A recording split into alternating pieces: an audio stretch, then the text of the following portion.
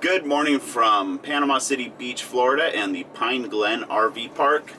Today is checkout day and we are off to pick up Beck from the airport here, and on our way I need to pick up some plastic braces for the pots and pans drawer underneath our oven. It kind of gave out yesterday and now the drawer's just hanging in a messy position. And lo and behold, it's probably only like $5 of these little cheap plastic brackets. So it is what it is, and fortunately there's a Camping World here, and then we are going to work our way towards Gulf Shores, Alabama to stay at a park down there, and we might do some fishing.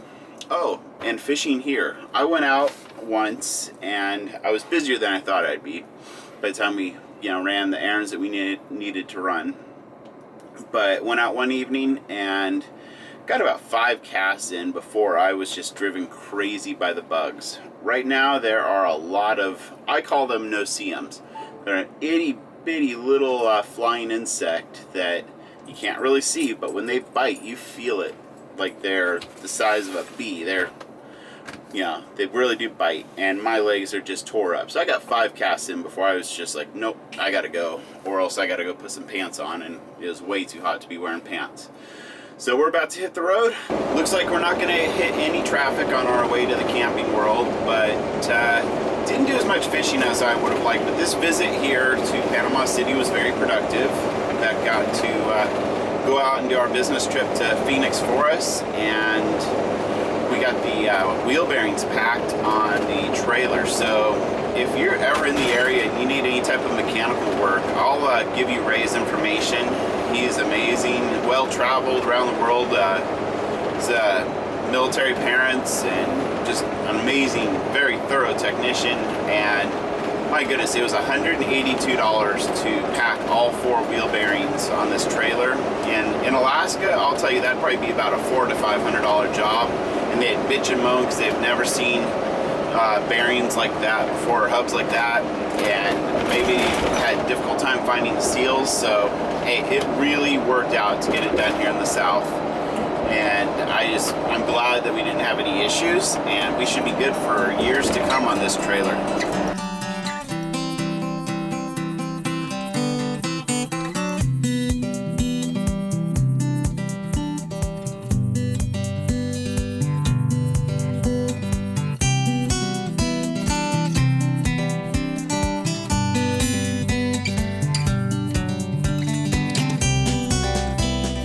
Ahead of schedule and just ran into Camping World, and I found the drawer slide sockets and found a new baggage door catch.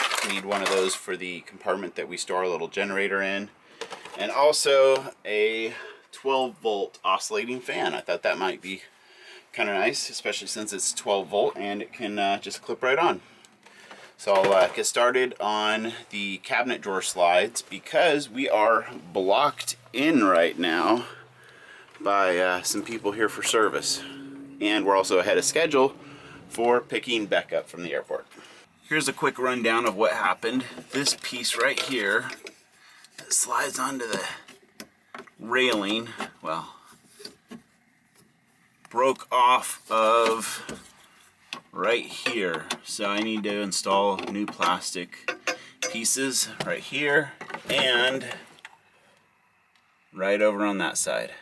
We're back in business. The drawer opens and closes properly. I think it needs a little bit of time to shake itself into place with the adjustment notches on the back side of these little runners. So I think over the course of driving it will kind of work itself into that one little notch for everything to go smoothly. But hey, it works, and we're jumping back on the road and heading to the airport. It's been a productive morning so far.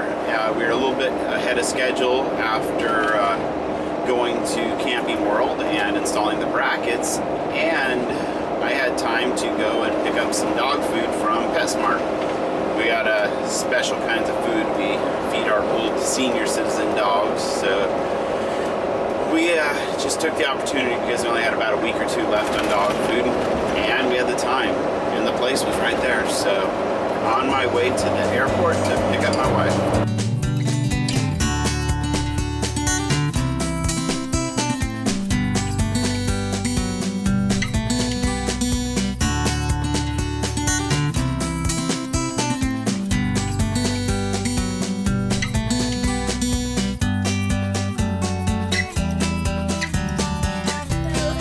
Hello.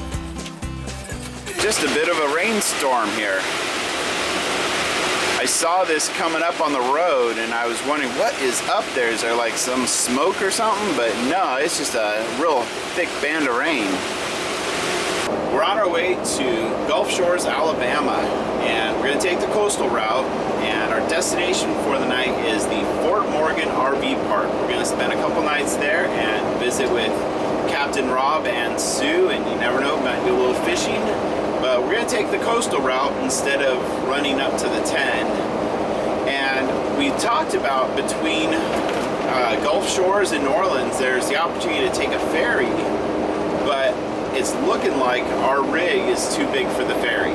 I looked at pictures of it, it looks like the rig will fit on the ferry, but they have a max limitation of 25 feet. So they must not allow too many commercial vehicles on there as well. So it is what it is, but it's really not that far out of the way to head up to the normal freeways.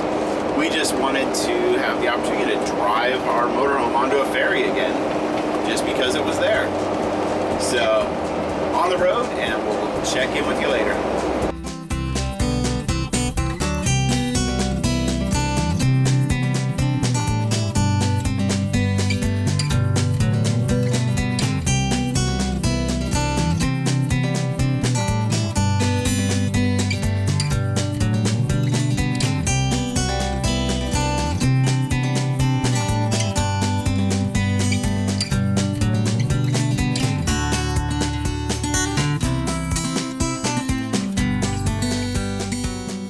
Hey guys, we are right on the border between Florida and Alabama, and there's a restaurant, bar, and jet ski rental place that is literally sitting right on the border called Florbama. I like that name. We do have a bit of a problem, aside from it being bloody hot. We got another coolant leak. My instinct says it's coming from one of the heater hoses, but I really can't tell which one it's coming from at this time. It's gone through about this much coolant in the reservoir bottle.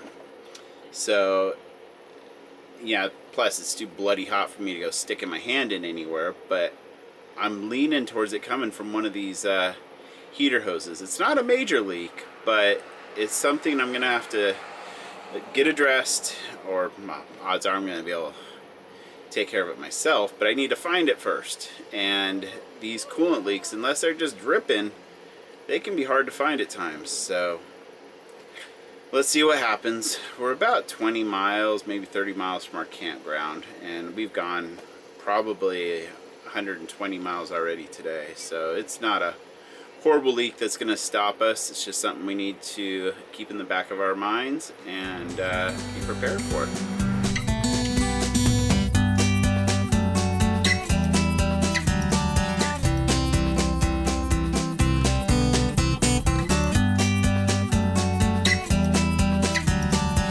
We're working our way to the Fort Morgan RV Park, and on our way through Orange Beach, we stopped at a Napa and I picked up about 8 feet of heater hose, some new clamps, and another splice kit, just because I probably have everything I need here, but I wanted it. And I saw an actual drip hitting the ground, so I looked and figured out it's coming from the splice area where I did the on one of the heater hoses back in Montana. So if you remember that video, that's where I had to hop on the ATV and I went to this farmer's house, and then we rode over to his shop and we found a piece of pipe and I ground it down. Well, you can go back in that video and watch it, but it's good because it's only a heater hose, which is like cheap, easy, and I can manage right here. And so yeah, I'm thinking good things about it. Here's what we're going through right now, and I'm really looking forward to Fort Morgan RV Park. I talked to Sue and she said, we're no place fancy, we're just a nice place on the bayou. And I was like, wow, that sounds really, really appealing. So I'm looking forward to this place, and you never know, I might get out fishing with Captain Rob.